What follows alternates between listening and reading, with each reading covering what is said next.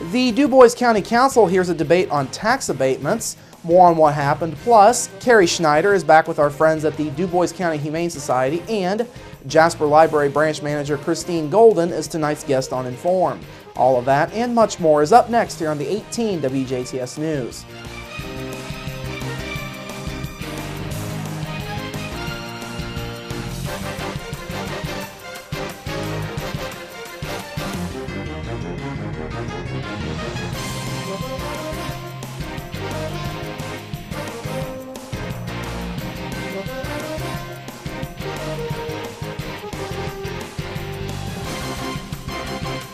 Hello, I'm Bradford Raths. We begin this evening with tragedy in Orange County as a teenager lost her life when the ATV she was riding rolled over on top of her.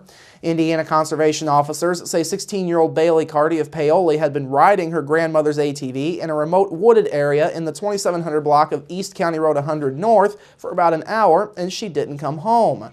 Shortly before 5 o'clock yesterday, the grandmother found Carty unconscious underneath the overturned ATV. Emergency crews that were called to the scene tried to revive Carty but were unsuccessful. She was then pronounced dead at the scene by the Orange County Coroner's Office. Conservation officers say Carty was not wearing a helmet or any sort of safety equipment at the time. Conservation officers are strongly encouraging folks to wear helmets and safety gear whenever they are on an ATV. The crash remains under investigation. The Orange County Sheriff's Department, the Paoli Fire Department, IU Health Ambulance Service, and the Orange County Coroner's Office all assisted conservation officers. Jasper authorities were kept busy early this afternoon when a car went off of the roadway and hit a tree on the city's southwest side. Just before noon today, Police Chief Mike Bennett says the female driver was going eastbound along Division Road at the intersection with Klimper Road when she fell asleep at the wheel. Bennett says the car then went off of the north side of the roadway and knocked over a mailbox at a residence in the 1500 block of Division Road.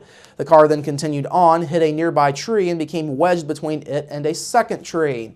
Bennett says the driver suffered lacerations and other minor injuries. She was taken by ambulance to Memorial Hospital. Her vehicle suffered heavy front-end damage. Jasper first responders also assisted. Last night, the Du Bois County Council held a hearing for a tax abatement concern brought forward by Superior Insulation. This issue came about since the company did not turn in its yearly abatement paperwork on time. The council thus denied the abatement for this year pending last night's hearing. Now, Brad Brosmer, who owns the company, argued that the paperwork was vague on what information was needed to complete it. He specifically pointed to an issue with amendments to the assessed value of his property that came too late for the initial May 10th deadline. However, Auditor Kathy Hope stated that someone from her office had called Superior's office to tell them that the paperwork would be due. Hope also says there was a 1-month grace period for getting paperwork in on time during the first year, and Superior Insulation did not meet that deadline. In the end, the council voted 6-1 to deny the abatement for this year. The council cited Hope's statements and said Brosmer should have contacted the auditor's office with any questions or concerns on the paperwork prior to the deadline. County Council President Greg Kendall says allowing the abatement would have caused future problems. I think you set a precedence, and I think if you allow one, then if every one of them down the line, the same thing happens, and then you got to, we allowed this guy to do it, so everybody gets slack on it, and then all of a sudden nobody follows the rules, and well, we're going to forgive them all the time. So no, we can't do that. We've got to set the standard, and this is what it is. It's got to be done right. Kendall says folks who are getting tax abatements from the county should feel free to call the auditor's office should they run into issues with paperwork. Also last night, the council approved the 2015 budget for the county.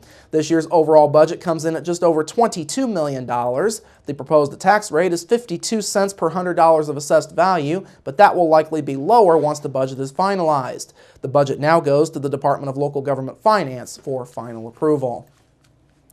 The Du Bois County Community Foundation will be accepting applications for the county's 2015 Lilly Scholarship starting tomorrow.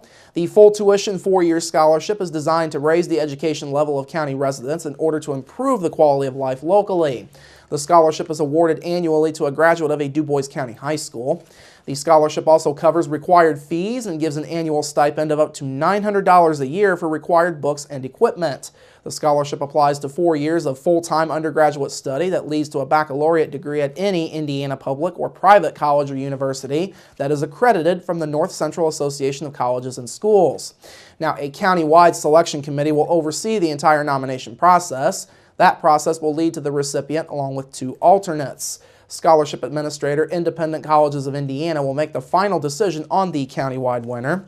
Applications and more information are available by going online to dccommunityfoundation.org.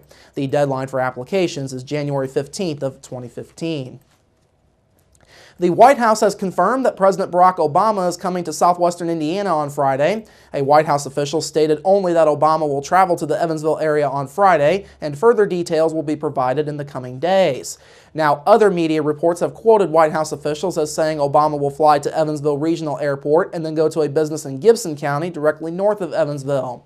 An airport spokeswoman says the airport has been contacted by planners for Air Force One, the jet the president travels on. An Indiana State University student accused of shooting another student after playing dice for money has been arraigned on an attempted murder charge.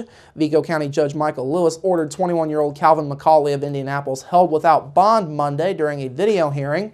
Court records did not show that McCauley has hired an attorney. McCauley is charged with shooting 20-year-old Tevin Moore, also of Indianapolis, in the buttocks on Saturday. Moore was listed in good condition Sunday at Union Hospital. Monday, a hospital spokesman said that Moore's family has requested that no information about him be released.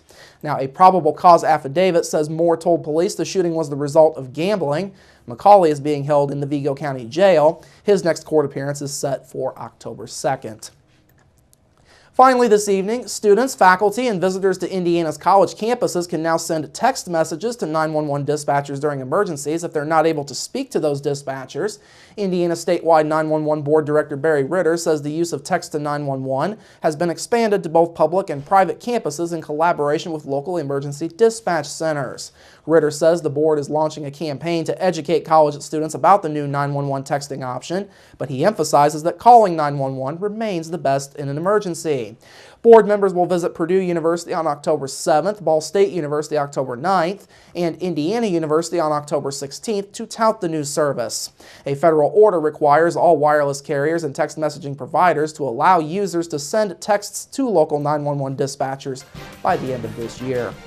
All right, coming up after the break, Carrie is back with our friends at the DuBois County Humane Society, plus your local forecast, sports with Kurt Gooksell, and Inform with Christine Golden. That's all up next here on the 18 WJTS News. Local people watching local people.